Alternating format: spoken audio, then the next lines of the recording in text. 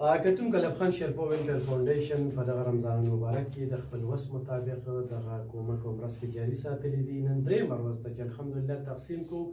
ډېرې ویډیوګانې لا زموږ په موبایل کې پرتې دي، هغې ته جوړېږو نه، نور مصروفیات زیات دي. برخل وختن په وختن به دغه ټولې ویډیوګانې راځي.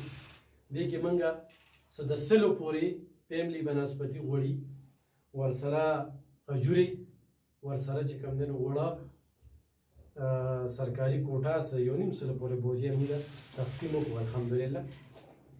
خو دې کې موږ سره بعضې خلک داسې دي چې تړلي دي، نو هغې پسې موږ کالس کوو چې د هغوی کوټه ډکه کړو، نو بیا به مزید چې کوم دی نو نور مخکې به موږ دغه کوو.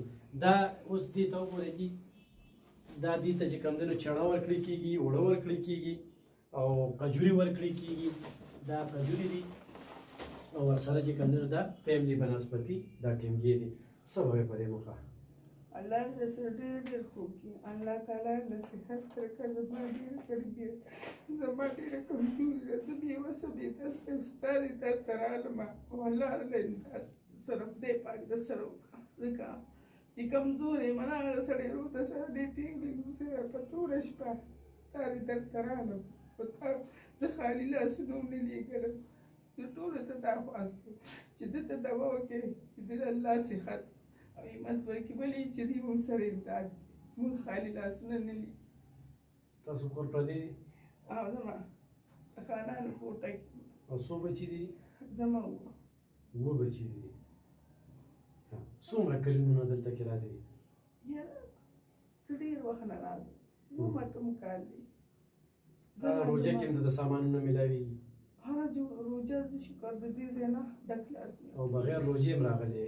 بغیر روژې هم راغلی. ما سره پوره مدد ده کړی دی. ولې به راغه کوم؟ ما سره یې ښه کړي دي. د زه نیکي زه چرې نه شمېرم. ځم الله دې ګل ګلزار ساتي. ګرانو کتونکو، په دې روژه کې ورته موږ صرف دغه هم ښایو چې د څو کالو نه دلته کې خلک راځي، زموږ سره تړون دی، د دې ځای نه دار سوړي او دا په زرګو زنانه راځي، د ټول چارسدې نه. زما دفتر په یو کلي کې دی، نو ماله د چارسدې د ګوټ ګوټ نه خلک راځي او یو تړون دی. الحمدلله فیملي بنسپتي 15 کیلو، اوړو بورې، کجوري او ورسره چڼه. دا چې کوم دی نو دا ځان سره ونیسه، دا او دا ځان سره کجوري، روژه پرې ماتې، نو دغه ځان سره اوړه غوړي. انشاءالله دا سلسله مخ په وړاندې بوځو، خو ستاسو مرسته او کومک را سره وي.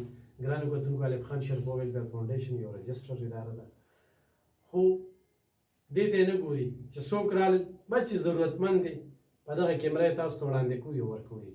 ډېره مننه، خوشحاله اوسئ.